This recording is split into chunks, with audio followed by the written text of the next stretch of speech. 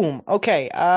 This week, much to my surprise, I've actually brought it up a few times in the past. I read through Hellboy, like volume, the omnibus 1, 2, and 3 for Hellboy, and it was great. I talked about how it was a cool conclusion to the story, and then the other day I was walking through my bookstore, and much to my surprise, there was a fourth omnibus for Hellboy. So I immediately bought it, even though I probably shouldn't have.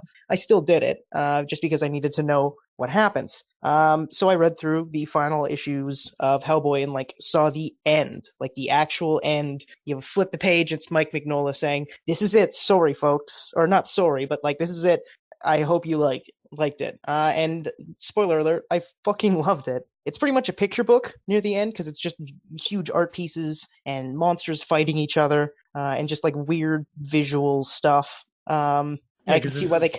Oh, pardon. I was gonna say this is like when he kind of left the book and like let other people take over and kind of do their own stuff, right? Yeah, yeah. So the fourth omnibus is like the biggest one, and it's what the movie is actually going to be based after, or at least one of the stories in there is going to be what the movie's based after. Ooh, we're supposed to be getting a trailer this week, I believe. Yes, actually, what day is it? Thursday? Wednesday? I think we're supposed to get Oh, Thursday. it is. Yeah, no, it is Thursday. Yes, Yeah, Thursday we will get the trailer. I thought today was Wednesday. yeah. Which for I'm people, this will have already happened for you. yes. For people who get to listen to this will be 2 weeks ago, 3 weeks ago, Yeah, I think. two weeks ago. Okay, so seeing as we can't see it yet, I'm going to say my favorite part is where Steve Buscemi comes out and then he shoots the real new Hellboy, and then Ron Perlman emerges like a xenomorph out of his chest, but it's actual just human Ron Perlman. I thought that was like a really good touch. Um, Chin first. yeah, this is a world first. You heard it here. Yeah, but back to Hellboy, yeah, he let people kind of run wild and do this like crazy sweeping arc where Hellboy like saves the world and defies his destiny. And it's this very action adventure thing, and it has a little bit of horror in it, but it's mostly just like Hellboy reacting and doing cool things, and it's really good. But the first two, like the Mike Mignola stuff, it's very rooted in like the unnatural and the uncomfortable. And I think he kind of wanted to just pull Hellboy back and say, okay, this is my character, and I'm going to end him. The brand Dark Horse or Image, I can't remember who publishes them. I don't have the book next to me, sadly, but they can have the universe and whatever they want. But I think Mike pulled it back and just gave his final brush stroke on it and said, this is now my character forever, because he's dead. Or is he? That's kind of the best thing about the ending. It's super ambiguous. Well, it's And that comics, so like nobody's dead forever. exactly. You can like I know for a fact they have new books that are taking place in like the 1960s and or whatever, and they're using Hellboy because he's a young man in that, I guess. But Yeah, like you could. That is like a cool part of like how he broke down Hellboys. You can jump in at any point in the past. Like, oh, this was a story we just never told you before. I think he's one of those characters that you just learn through osmosis, to a degree. Because like before I knew who Hellboy was, I knew what Hellboy was. Well, he's got an And then amazing character design. oh, absolutely. Like Well, like he's so standoutish. absolutely. That's like to a degree, that's Mike Mignola's artwork. Just the way he draws, it's very striking and very like Hmm. because they're very broad strokes. Quite literally, Oh he yeah, likes hard lines. it's Um, very. Oh my god, I'm blanking on it right now. The who did the Batman animated series? The art. oh, let me see. Because I always remember Dini wrote, but the artist was like, God, because it reminds me a lot of that at times, like very similar. Because he had like Mhm. the big, thick black outline on everything.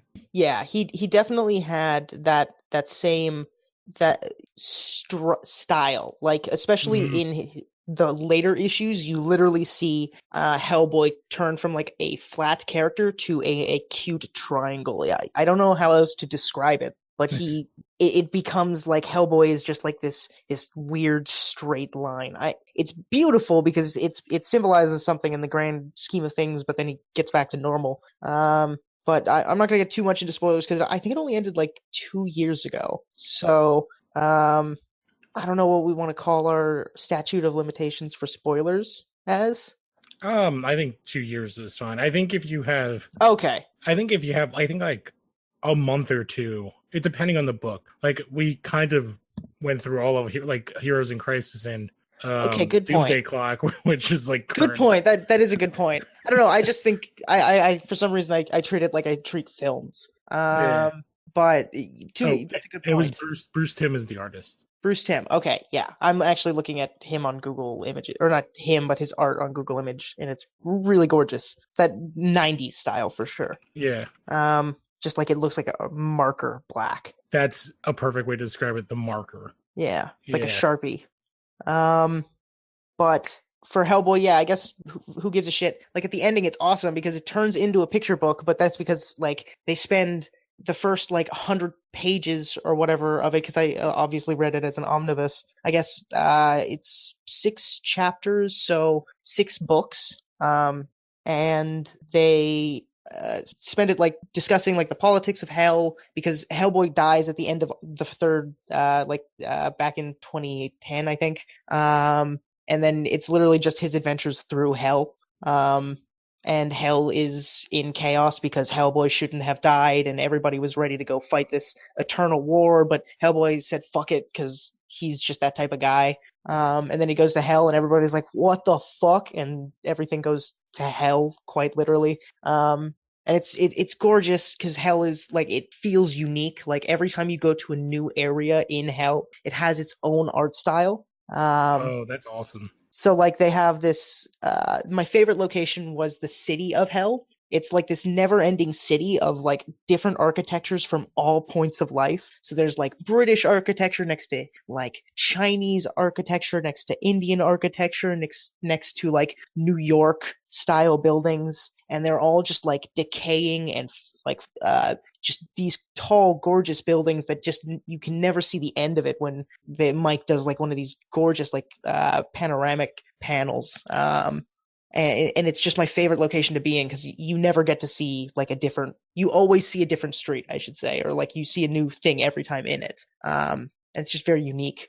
And then eventually at the end, Hellboy just says, hell is over, and he's just going to wreck shop. He does the thing that he was always destined to do. He embraces his father's power, and he becomes this mega demon, kills every last elder demon, whatever, in hell, breaks off his horns, and then goes and has a nap or whatever. It's so Hellboy. Oh yeah, the ending is super ambiguous because he literally goes to a house that you have seen in Hellboy before. It's like a British inn. And he goes into it. He climbs to the top stairs, and then there's like a triangle, or there's a cylinder, a pyramid, and a rectangle. Or yeah, there's a rectangle, and they're just floating. And then Hellboy looks at them, and then it's like hard cut. It's very Twin Peaks. And I very much enjoyed it. So that's all I've really read this week. And I've just talked for like 8 minutes straight about Hellboy. And That's fun. I'm super glad we do this podcast because I don't think I could do that anywhere else on the planet. I just added in here. Apparently, I guess people have asked Bruce Timm to draw Hellboy. Oh, So dude, this is his drawing of Hellboy. That's sick. Yeah, that's super accurate. I like the way his take on Hellboy, like very overarching. I was listening to Warp Rocket Ajax this week, and do you know that Mike Mignola created the design for Mr. Freeze in the Batman animated series? No way. Really? Oh, so I guess like maybe they're like buddies. That's I mean, like, I don't know necessarily like buddies, but like Mike Mignola like was doing DC work around that time. Does have like a very distinct style. But yeah, well, they're contemporaries for at least. Yeah. Well, he did that like. Oh, go on. Sorry. Oh, that was just like a thing I wanted to add that I thought was like a really funny happenstance. No, that's really cool. That kind of wraps into the whole thing. I didn't know that. Yeah, and you can kind of see very angular character. Mike Mignola loves his angles. Yeah, that was a great point. Thank you. Yeah, so kind of similarly, it's been like a busy week for both me and John as well. I was talking about before, so I went to my local comic book shop, kind of had like their non-Black Friday sale this week, so I got a bunch of older comics. I got one newer comic that I'll talk about in a minute, but I grabbed a bunch of, I went like on a Grant Morrison thing. Well, I grabbed a big omnibus for, oh my God, Jack Kirby omnibus, like a DC. Oh, okay, cool. So like I think it's the second one. I haven't cracked that open yet, but it's huge. But that was on awesome sale. But then I got this Grant Morrison JLA run, American Dreams, which I was just like, this is like a crazy era in DC. Mm-hmm. So this is where Superman has the electric powers, and he's in like the blue form suit. You have Connor Hawke as Green Arrow because Oliver's dead.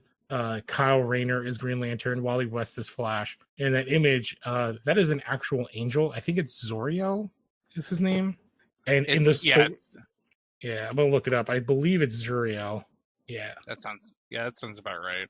Yep, that's who it is. And in this story is actually his like origin, which he decides that he wants to become immortal and leave heaven.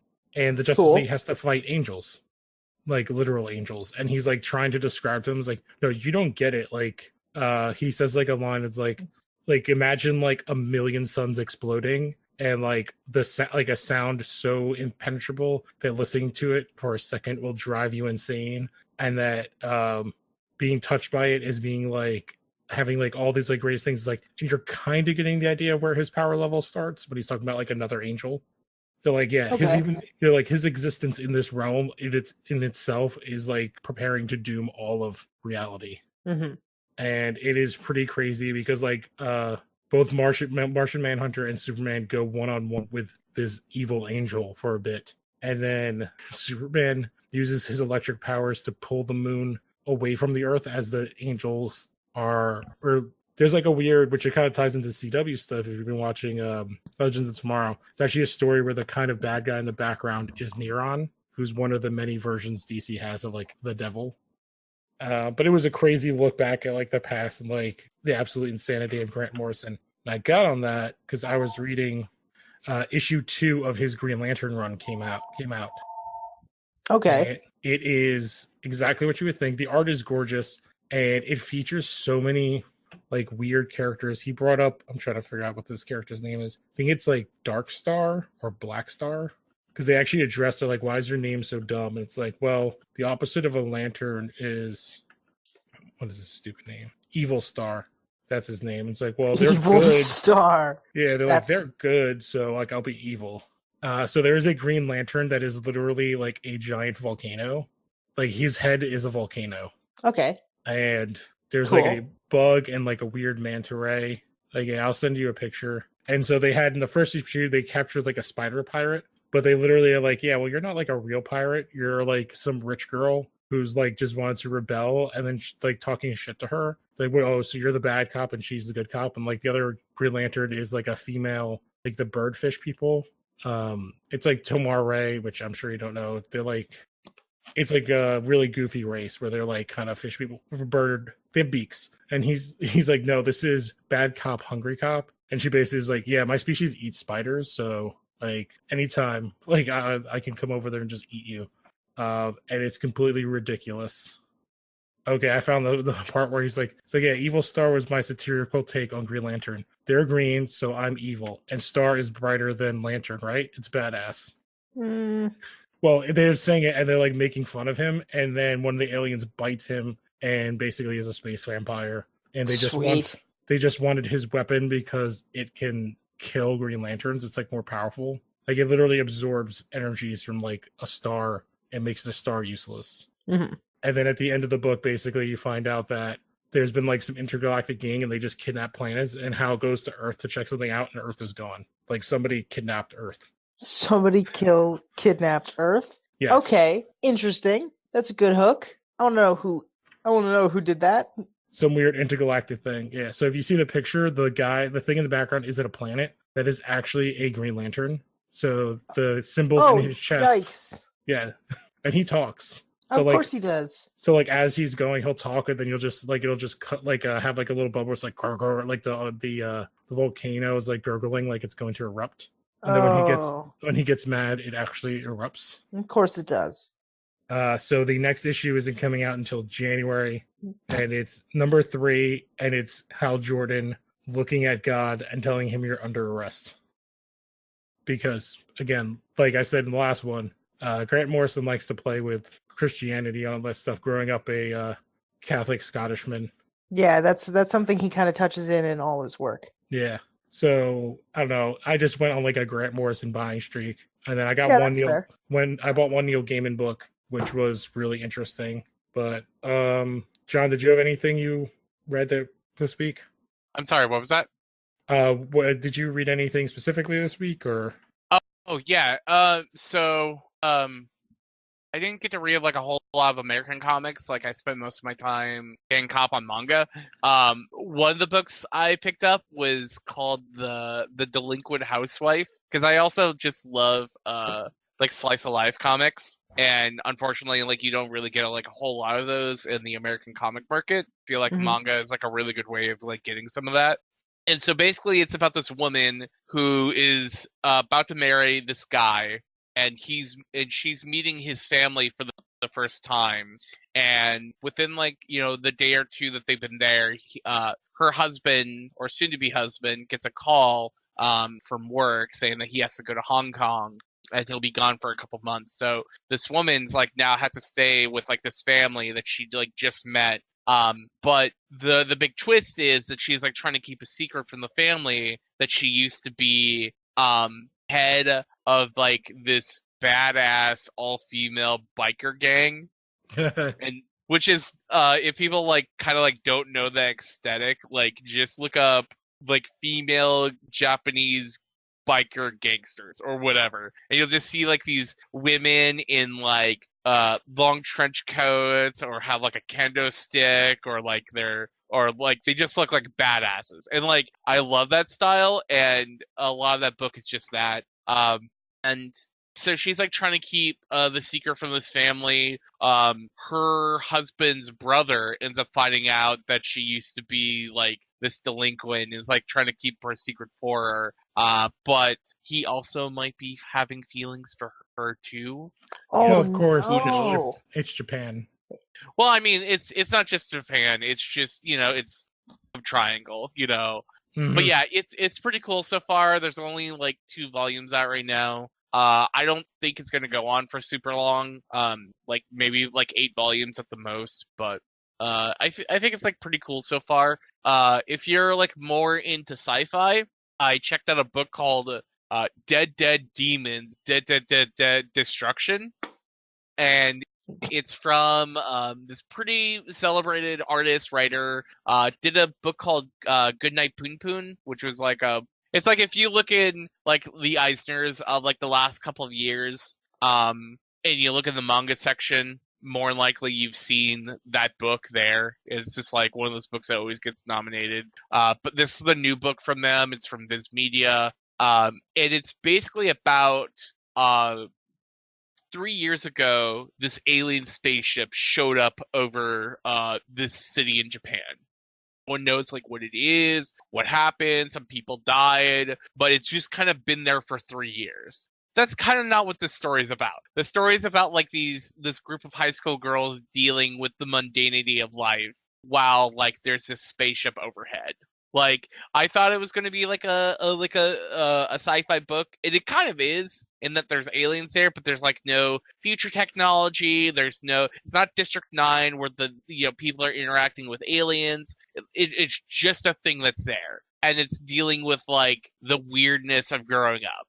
And the art's really good. I'm still kind of figuring out like where the story's going to go, but it's definitely like something like really different that I haven't really seen people kind of do with that setting, and I think it's like kind of nice so far.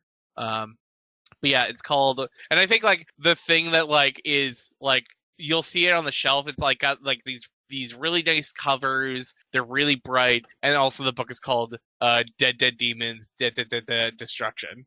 That's a title. Yeah. On the and then the third book I read for this week, which the Delinquent Housewife, it's pretty great, like romance stuff. The demons, pretty cool, like sci-fi stuff. I also read Plus Sized Elf, which is just cheesecake. Like it's just ecchi, sexy material. It's about this elf who is stuck in our world because she ate too many fries, and she can't go back home until she loses like some kind of weight.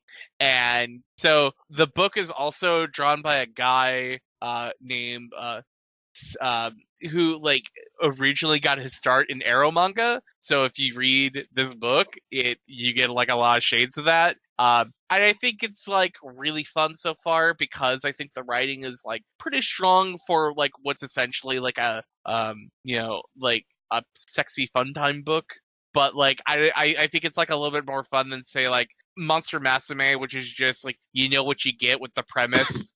I mean, it's also like again, nothing like don't go to it for, something important or something like worth reading. It's worth reading, but it's like it's a fun time. Okay. Yeah, that it sounds sounds good. really interesting. The funniest thing I think about Plus Size Elf is every time you see her, she always has a different shirt, and all the shirts usually involve her loving fries. Like the first time you meet her, she has a shirt that says "I love oil," and I'm like, great, this is good. I love this. But yeah, that's everything I've read. All right. I think we can go from here to some news items. I say like we can start with the bad and then go to maybe the good. How does that sound? Yeah, it sounds good. So the first one, this is the image in the article. So me and Alan and Connor talked about a couple weeks ago the Heroes in Crisis. So they have pulled the cover for the next issue when it leaked online, which is Poison Ivy writing a symbol with her blood on the ground. With her wrist slit. Yeah, she looks like she's bleeding from everywhere because she's got blood by her eye. But yeah, definitely her wristlet. People seem to think it's the Flash symbol, but it could also be a Z or an S.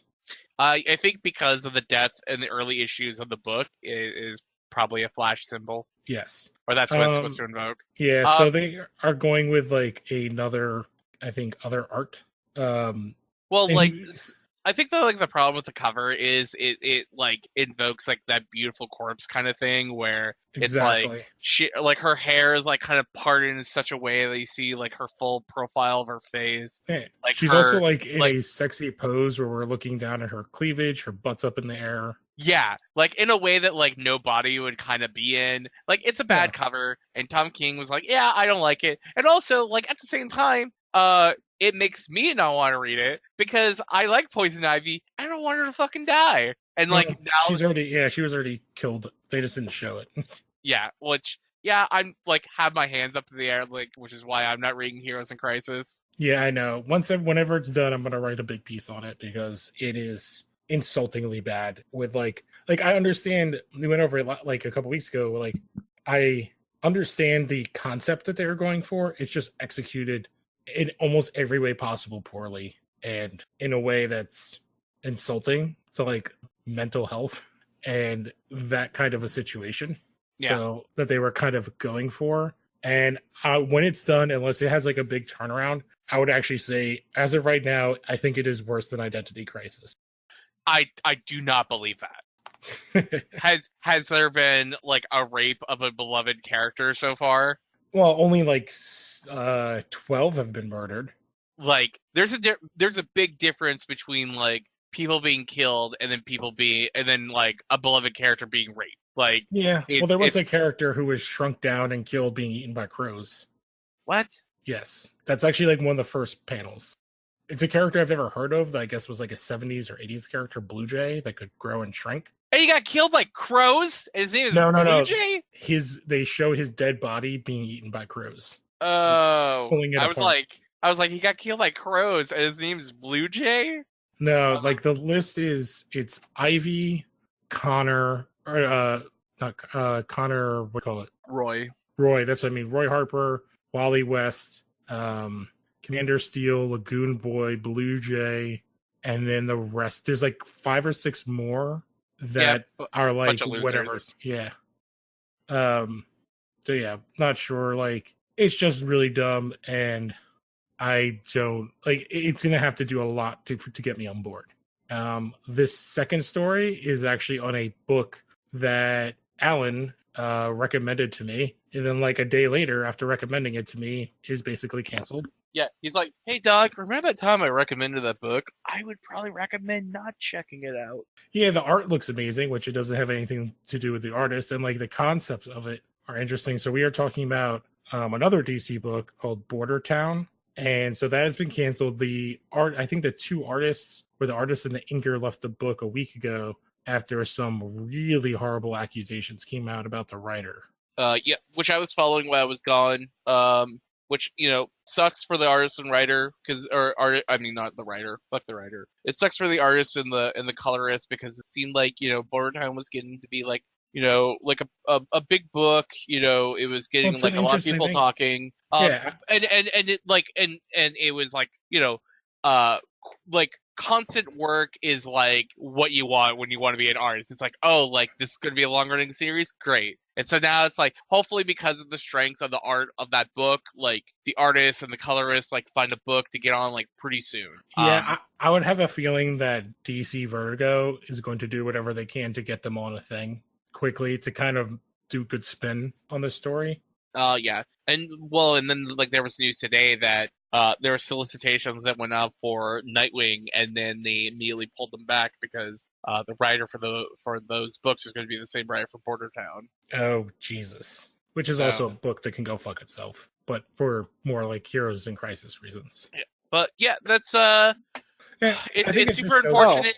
Oh, okay. Yeah, it's like one of those things where it's like, one, it's great that people can feel like they could come out and address these issues, but it also shows that it doesn't matter whatever genre it is. We see more stuff in like the TV, like Les Moonves stuff as well. Like it's just something that permeates every level of every industry. And even in an industry that's really, comic books is really known to be like super liberal. I mean, but here's the thing: it's like Erica Mesquevel, who was the writer for Border Town, was set to write issues of Nightwing, and he was taken off. And the guy who's currently writing Nightwing right now is also like a serial abuser, and Scott Lobdell, and he has a history of it, and he's still getting constant work all the time. Like he's writing 3 books for DC right now, if I'm not mistaken. I have not heard the Scott Lobdell stuff, so you'll have to hit me up with that. Oh boy. Oh yeah, I'll send it to you later. Yeah, but it is like, it's a thing that I think of like I think the comic book industry, like some aspects of Hollywood, is because of the way it's set up, it is ripe for exactly what happened to happen in many ways, of like the way it kind of runs, where you kind of have like people, it's hard to get in the business, so you don't want to create any enemies or burn any bridges. And then you could kind of use your position as somebody higher up to get people to do things for you and to bully them around and to coerce them. But there's also a ton of other shit in here with like underage stuff that if anybody wants to look it up, just look up DC Border Town and you'll probably find the articles. It's really really messed up stuff. This guy's a piece of shit. Yeah. Let's move on to a lot better news. It was announced also this week that G. Willow Wilson, longtime writer and co-creator of Miss Marvel, will be leaving Miss Marvel pretty soon because she's, she has a lot of medical stuff that's going on right now. She's also currently writing Wonder Woman, which is a bi-weekly book. But they also announced that the book will be launching with a new #1 called The Magnificent Miss Marvel. It'll be written by Saladin Ahmed, who wrote Black Bolt and is currently writing Exiles, and I believe also the writer of the new Miles Morales Spider-Man, new writer for that book. And the artist will be Min-Kyu Jung, who did art for Batgirl and Nightwing. So it's like, if you're gonna get like a really bomb ass like creative team to basically pick up this take the baton from G. Willow Wilson, you got a pretty solid team. Yeah, no.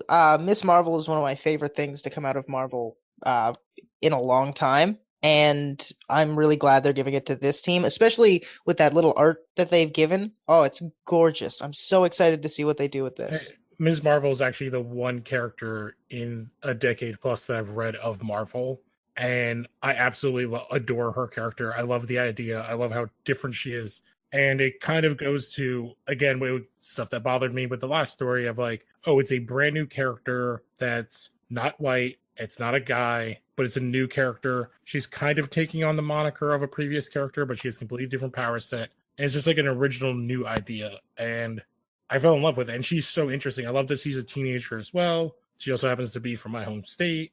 So like everything about Hey yo, go Jersey! You gotta have that Jersey accent in there. you can say that, but you said sorry about 75 times before in I this know I'm episode. so bad at it. I'm too Canadian. I'm picking up the slack for you Americans, though. That's all right. That's when we meet. I need some Tim Hortons. Dude, no, Tim Hortons is garbage. I live here, man. It's so bad and disgusting. All right. So the next story, kind of similar. One of our chats, we were talking about this. So I guess I haven't read it, but the sound of this, the preview, I guess, sounds really interesting. So they just literally ended the Transformers universe at IDW, and so they are doing a reboot. Oh, cool. But it is starting pre-war. Ooh, give me that Game of Thrones style, like political malfeasance. Let me see that for a little while. Yeah. So in the images, the only character with a symbol is Optimus. Okay. Question. Sorry, go on. Oh, and I was just gonna say, like, I've been like actually meaning to check out the second phase of the Transformers stuff at IDW because I've heard like a lot of like kind of like really fun, interesting stuff from Lindsay Ellis. Yeah, and Stephanie David was talking about it in one of the chats, and it sounded amazing. I was like, ooh. Apparently, it's all, if you're on Comixology, it's all, most of it's free with like these subscription. Yeah, that's not available in Canada. But like a lot of stuff with like being like dealing with like gender topics within the Transformers, like characters being like trans and like kind of stuff like that sounds like super interesting to me, and kind of doing stuff that like, you know, I think you can have like a lot of fun with in the Transformers universe. And hopefully like I don't know, like I guess it's like hopefully like the part, like the new phase of Transformers comics like kind of keeps that, you know, torch going. Yep, it'll be interesting. Like the initial kind of pitch that they put out there sounded real interesting though. But yeah, what was that pitch? That it's pre-war. So there are no sides yet. Mm-hmm. And that I think basically it says that trying to read where it says basically that they're going to explain kind of how the war starts, and that it's going to involve like a major death, and that is what's going to kick off like the war, like the civil war on Cybertron. Mm-hmm. That's cool. I like that. There's a killing of Franz Ferdinand that kind of kicks off the whole thing, the World War. So it'll be interesting what kind of take, because apparently like in the previous universe, like Megatron and Optimus were not brothers, as opposed to like the cartoons in the 80s and such where they were. So it'll be interesting to see how they decide to do that. Mm-hmm. But yeah, I guess to roll over to the next story this month. So I believe it's December. Let me see. It's either December or January. I think it's December. Marvel is going to be rolling out their tribute covers for Stan Lee. They are beyond gorgeous. I especially love the one that they are showing with Thing getting married. Oh, okay. So that was another thing I read, by the way. There was a like a pre-wedding Fantastic Four special that came out last week. Did anyone read that? No. No. Okay, so I only want to talk about like the second half of that story. It's like 6 pages. It's basically like the Thing goes to like this maximum security prison, and he meets the puppet master, who is the father of Alicia Masters, the woman he's about to marry. And he basically asks the puppet master if it's okay for him to marry his daughter. And it is so fucking sweet. Like, is so good. But, sorry, go on. No, I was going to say, I literally just noticed in this photo that the heart is Reed Richards' arms. Oh, yeah. And it's like the Human Torch's fire. That's really cool. Yeah, you can see like the Human Torch's hands there. Yep. So, what were you going to say, Connor? I don't remember, honestly. But it wasn't anything good. See, I don't know any of these things. I just like to add little jokes. Oh, sorry, I remember. It was actually a question.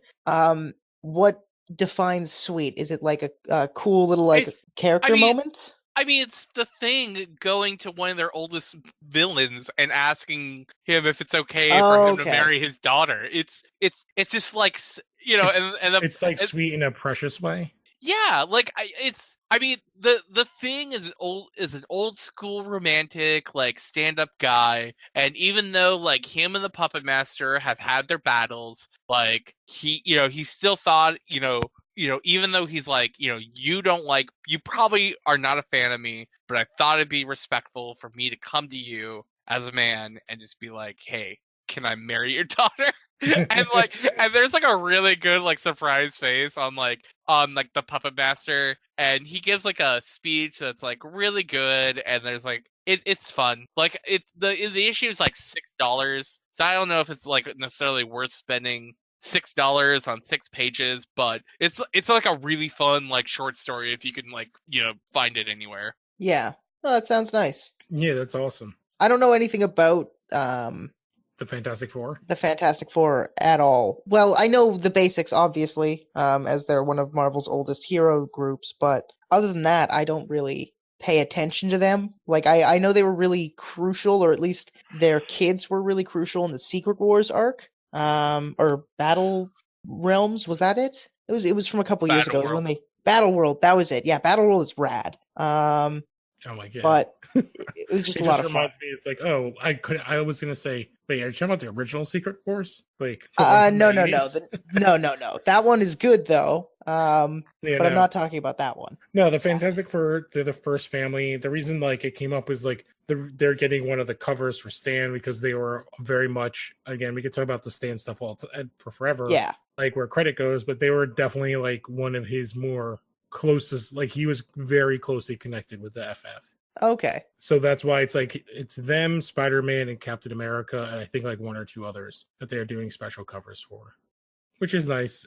They put together some videos and stuff too, which is good.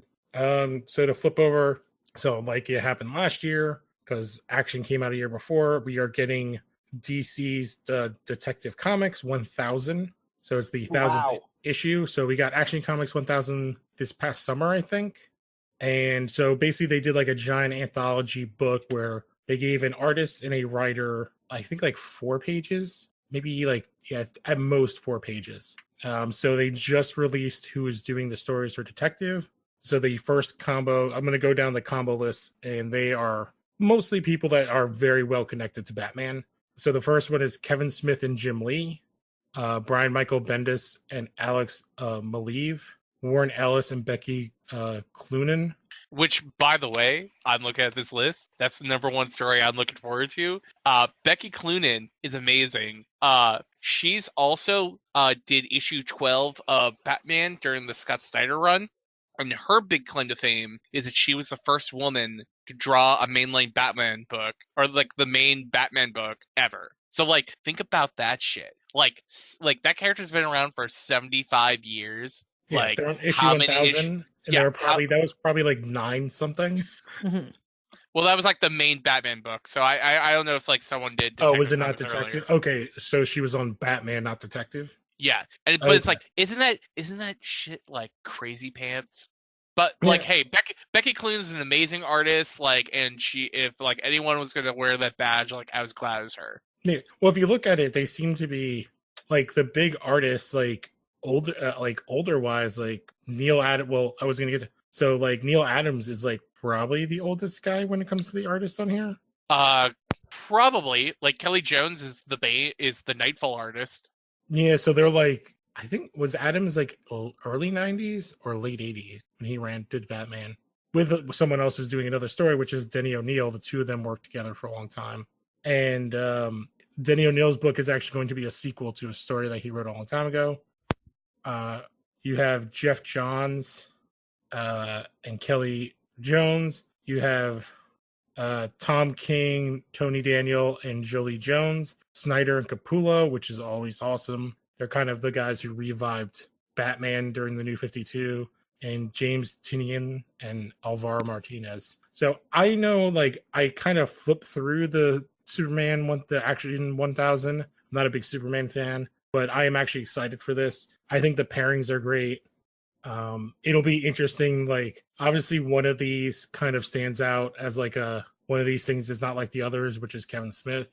But I would say, like, I'll defend like his comics that I have read, I have liked. I will be very interested to see if his story involves the character that he created that they sometimes use very sparsely, like the allude to. Automatopoeia.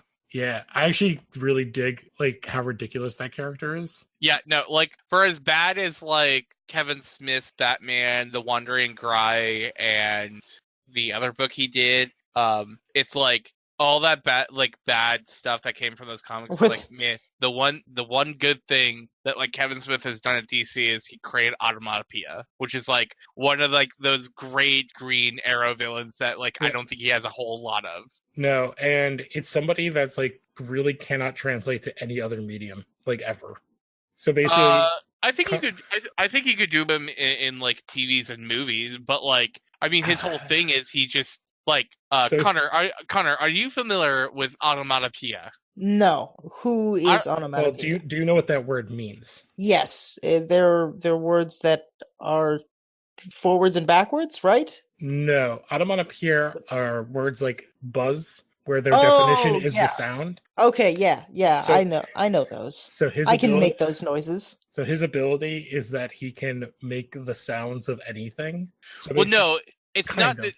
Like, so his deal is he's just like a super high class assassin guy who only speaks in onomatopoeias. So he'll be shooting guns and he'll go bang, bang, bang, bang, bang, bang, bang. Yeah, but the other part is other characters will hear those bangs as if they're real gunshots. Because the way it's written, if you read, especially in the Batman book, the way it's written is that it actually confuses Batman because he can't tell how many shots he's fired. So his voice, he can mimic like the sounds and stuff. That's why it doesn't. It's like fighting the guy from Police Academy. Yeah, he's Gerald McBoing Boing. Yeah, so it's just like it works great on the page. Let me find a picture because the character design is awesome. Well, you know, broken clocks right twice a day, right? That's the whole saying. Don't get me wrong, I'm a fan of Kevin Smith. It's just like apparently from what your guys are saying is he's not that great of a. He's good on certain things. Like his Green Arrow is pretty good for the time. And this character, he's not just an assassin, he's kind of a serial killer too. Okay, creative. Because I think it's in the Batman book that they show him. He has like a trophy room with all of the hero. He specifically hunts like capes. Okay. And Smith also, they never finished the story. So there were 2 books. It was Widening Gyre, and I can't remember the other one. I actually really like the character design. You're right. That's really creepy. It's unsettling. Yeah, because like he's kind of a cacophony. Cacophony, yes. And they were supposed to do a 3rd, but New 52 happened, and then they just never did the 3rd. Also, The Wandering Gry was like not received well at all. No, because at the end of it basically ends with like a huge reveal, like twist reveal, and like straight up murders the shit out of Silver St. Cloud. Yeah, like a very lesser known character in the DC universe, like Batman girlfriend. Batman girlfriend. Okay. Yeah, so like they had talked about, I can't remember, one of the podcasts they talked about like the 3rd issue, and it was going to actually involve Trigun, which I know like the books weren't like the best, but like they're still like super kooky. He also wrote like Spider-Man Black Cat, The Evil That Men Do, which is also like historically kind of a bad book. But it's like, yeah, like that book sucks. Cacophony sucks. The Wandering Gry sucks. But like Green Arrow or Sound of Violence and Quiver, like I think are like pretty good for the time. Like Guardian Devil is like a pretty good time. I think. You know what is actually really, really good? When he went over, so he had written a script for the Green Hornet that never happened before it got given to Seth Rogen, and then they turned that into a comic. Oh, cool. And that was actually really cool because I never really gave a crap about the character. And in it, it's basically the Green Hornet, the original one dies, and he has like a son that he treats like shit. And it's kind of that Spider-Man 3 thing where he's like, he finds out that his dad was an asshole because he was actually the Green Hornet. And he kind of takes it up to find out who murdered his father. Okay, that's cool. Yeah. I like that whole concept. And like Kato is kind of like teaching him, and then Kato has a daughter that is basically, it's, if you watch the movie, they kind of took a little bit of the stuff into the movie, where basically he's not really good at doing this stuff and Kato is, but in his story Kato was a woman, and then the original Kato was like training him to kind of not be an ass. So like they had original Kato as like his Alfred. Okay. Yeah. I think I've actually heard of this comic book before. I think I might have seen it at like a comic book shop It once. was a long time ago. That sounds like just that description alone is triggering some weird flashbacks. Yeah, so like Smith has done like some good stuff writing comics wise and bad, but he kind of has a very specific, like, like his stuff is going to be more goofy. Yeah, here's a image from it. Nah. They need to draw it. I mean, I don't know, man. Like, I remember those comics like coming in. It's got like that like really kind of lame House Dynamite style to it. Oh well, yeah, it's Dynamite. So Dynamite owns all those like goofy pulp comic. Yeah, and I'm not like a big fan of them. Hornet's maybe like the better one. Like I think Shadow's stupid. I think the Phantom's stupid.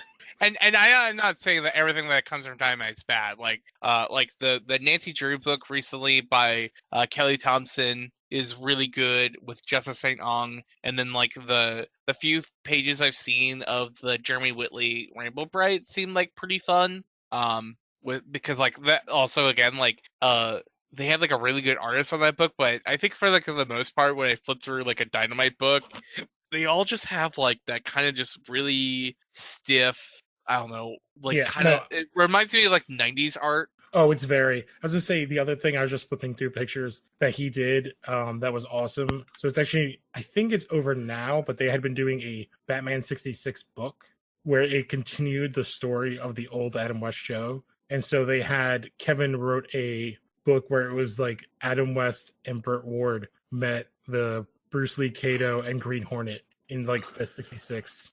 So like he's good when he's doing like goofier stuff like that, but he's also like kind of the out of box imaginative, the person that would create a character like Onomatopoeia. Yeah, they have hinted at. He has like kind of been hinted at and stuff in Rebirth, because I don't think really anybody's really used that character again. So it'll be interesting to see what they do with him. Yeah, I'd be very interested to see how like a Scott Snyder style Batman deals with him. Yeah, that would be interesting. But yeah, I'm not sure there's much other to talk about. In that Batman 1000 is where they're going to have the Arkham Knight from the Arkham Knight video show up. That is what that is. So. And I'm pretty sure this time it's not going to be Jason Todd. Yeah, I hope not, because I'm going to guess my money's going to be on Stick Grayson. Oh yeah, he's shedding the Nightwing Nightwing. Yeah, because he's not Nightwing because he got shot in the head. Yeah, now he's violent and he's angry, he's shooting bad guys. Exactly. Batman still. So he has a gun and he has a very tiny sword. Yeah, that is a tiny sword. I don't know. I don't mind I like the character design in the game. I don't like the character design here. It's boring, and it reminds me so boring. It has a little bit too much. Oh my god, I'm terrible with names tonight. What's his name? Deadpool guy. Pouches McGee. Cable? No, those artists. No, the artist. The artist for Deadpool. Oh, Rob Liefeld. Yeah, because if you look, like, one hand is hidden behind his leg, the other one's all in black holding a tiny sword. Like, that is a really tiny sword. There's a bunch of straps and armor. Like, it's a little 90s in its design and the art. The shoulders are so boring. They're like World of Warcraft shoulders. Yeah, he doesn't have a neck. His head is like in his chest. He's a turtling for sure. Yeah, and he has like a back plate. It looks like the shoulders. He's a turtle. That's the whole thing. Just make him a turtle. He looks like super ninja-y in like not an interesting way. Mm-hmm. Like he looks like Snake Eyes with bat ears. Yeah. Again, in a very uninteresting, like gunmetal gray. Yeah, like even in the game, like his pants were actually like camo pants, and they were like red and green. I have a big ass Kotobukiya Arkham Knight figure. Oh, that's awesome! Yeah, like he's a really cool character design. Yeah, he was interesting. I know John doesn't like the game, but like, they're a concept. Yeah, that's fair. the design of the character was interesting in the look, and I liked how the helmet worked, especially after like it came off. Like all that stuff I thought was interesting. Yeah. But I think that's kind of it. We can close out. Does anybody want to do quick plugs? This will be out right after the new year, so this will be 2019. Ooh. Yeah, we're in the future. Wow, the future hopefully is cool. Okay, so you can follow me on Twitter. I'm at SystemMonitor1. You can follow me on Instagram. I'm maybe Connor. That's it. I don't use it that often, but I post on my story, so I guess that's cool. And I write for Los Horror Games. I have a review coming up soon. I am going to be doing the Kingdom Hearts review, so that'll be done in early 2020. So is this Kingdom Hearts 2.9.5? Yeah, it's 2.9.5 Water Edition Remix. Episode Triple Deluxe D. Double D 36D. I have to send you a video. Have you ever watched Final Fantasy 7 Abridged by the Team 4-Star guys? No, I haven't. Okay, so there's like a whole outtake that they have the guy that does Barrett's voice, and he's like naming the Bahamuts. Oh god! It turns to him just naming Bahamut like the Diamond Drop, and he's just naming all the Kingdom Hearts games, but with Bahamut in front of it. Oh man, there's some stupid ass names.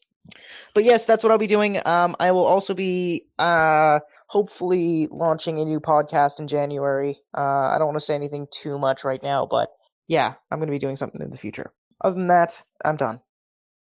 John? You can find me at John_FN_Seiler on Twitter. Same with Instagram. And got no cons lined up right now, but yeah, you just follow all my work on there. All right. And you can check out, if you're listening to this, on the Phantom Zone. So this show will be coming out every Thursday. You can check out the new Toon show that should be coming out bi-weekly on Los Horror. Go to loshorror.wordpress.com. Check out all the podcasts. Thank you for plugging the website, because I was scared to. Don't forget to check out friend of the podcast and who was on last week, Connor McGraw's podcast, Monster Mash. Don't forget to rate, review, and subscribe. And if anybody's actually listening, send us what comics you like to the Facebook group. So that would be the Phantom Zone. And you can find all of us floating around in there, commenting on stuff. And we'll check you guys next week. I still love you. I got nothing. Adios.